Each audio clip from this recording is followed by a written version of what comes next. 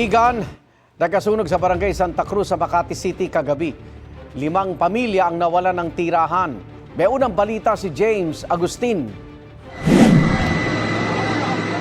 Ganito kalaking apoy ang bumulabog sa mga residente ng barangay Santa Cruz sa Makati City bandang alas 11:35 kagabi. Ang ilang bombero umakyat sa bubong para malapit ang makapagbuga ng tubig. Itinaas ng Bureau of Fire Protection ang unang alarma. Pila ang mga responding fire truck sa Ponte Street. Naapula ang apoy matapos sa mahigit 1 oras.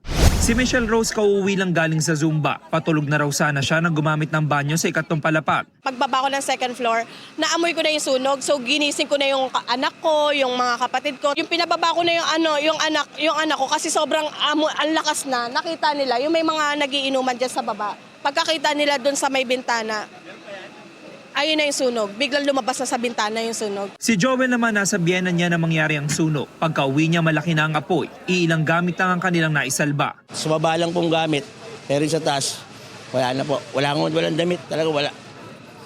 Kamusta naman yung mga kasama niyo sa bahay? Okay naman daw po.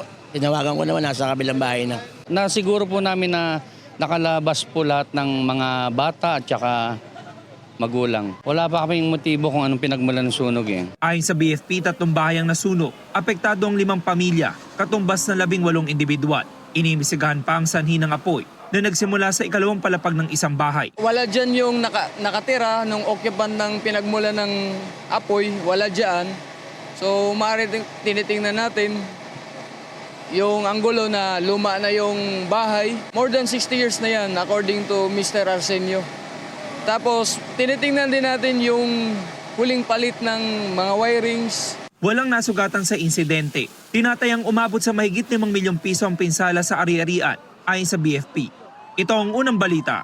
James Agustin para sa GMA Integrated News.